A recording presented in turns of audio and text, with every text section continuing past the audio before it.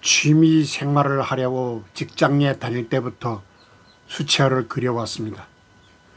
어느덧 20여 년이 되었는데 왜 갑자기 유튜브를 하려고 하냐고 묻습니다. 퇴직하고 나서 수채화를 그리려 하니 경제적으로 수채화와 재료 구입도 쉽지 않음을 알았습니다. 수채화 물감, 붓, 수채화 종이 등 어느 하구든 부담스럽지 않은 것이 없었습니다. 왜냐하면 대부분의 하구들은 외국산 제품으로 구매해야 하기 때문입니다.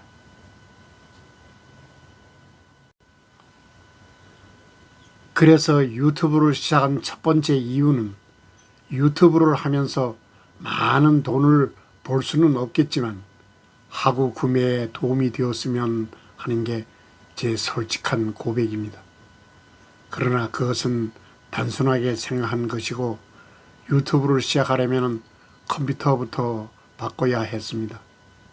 그동안 써오던 오래된 컴퓨터는 버벅거려서 도저히 작업을 할 수 없음을 알았습니다.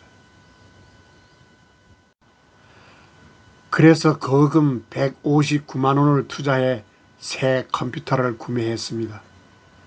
컴퓨터를 구매하고 나니 옛날에는 그냥 깔아주던 프로그램을 요새는 각자 알아서 구매해야 한다는 것입니다. 그래서 마이크로소프트 365를 까는데 또 투자를 했습니다. 유튜브 영상을 만들려면 파워포인트를 다루어야 하는데 마이크로소프트 365에 이 프로그램이 들어있기 때문입니다. 이것뿐만이 아닙니다. 동영상 편집을 하려면 모바비 프로그램을 또 구매해야 한다는 것을 알았습니다. 카메라는 성견 지명이 있어서인지 이미 구매했던 갤럭시 S20 플러스를 사용하기로 했습니다. 그러나 영상을 촬영하기 위해서는 카메라의 지지대도 필요했고 또 마이크를 새로 구매해야 함을 알았습니다. 마이크도 종류와 가격차가 많으나 우선 저렴한 중국산으로 구색만 갖추었습니다. 그런데 이렇게 핸드폰으로 촬영하다 보니 어떤 한계점을 느꼈습니다. 촬영 중에 전화가 오고 핸드폰이 뜨거워지고 핸드폰 배터리 소모가 급격히 증가하는 것을 알았습니다. 그래서 브이로그 카메라를 거금 100만 원 주고 또 사야만 했습니다. 당장 내가 돈을 낸 것은 아니고 카드사가 냈지만 매달 카드사는 저를 못살게 독촉할 것입니다. 어디 이것뿐인지 아십니까? 썸네일이나 영상에 멋있는 글자를 넣으려면 새로운 폰트가 필요했고 필요한 곳에는 어김없이 돈 달라고 했습니다. 영상에 사용할 일러스트 아이콘, 사진도 사용하려면 돈 내라고 했습니다.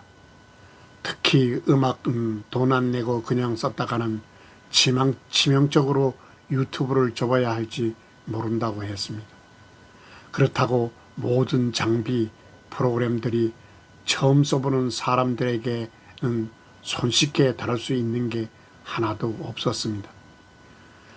천신만고 끝에 만들어진 첫 영상은 그동안 노고의 대가라기에 너무나 초라해 보입니다. 수채화를 소재로 한 유튜브 영상 제작은 이렇게 해서 시작되었던 것입니다.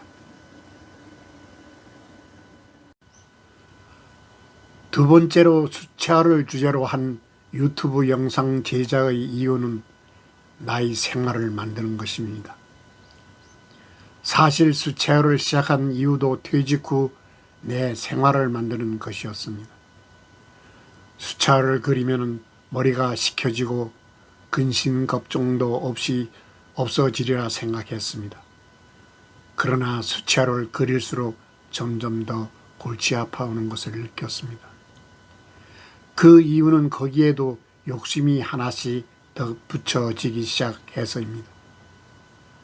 수채화 그림이 늘지 않으면 짜증이 나고 또 그만둘까도 생각이 들었습니다. 그때마다 전세를 잡는다든가 해서 그림을 계속 정진하도록 내 자신을 다그쳤습니다.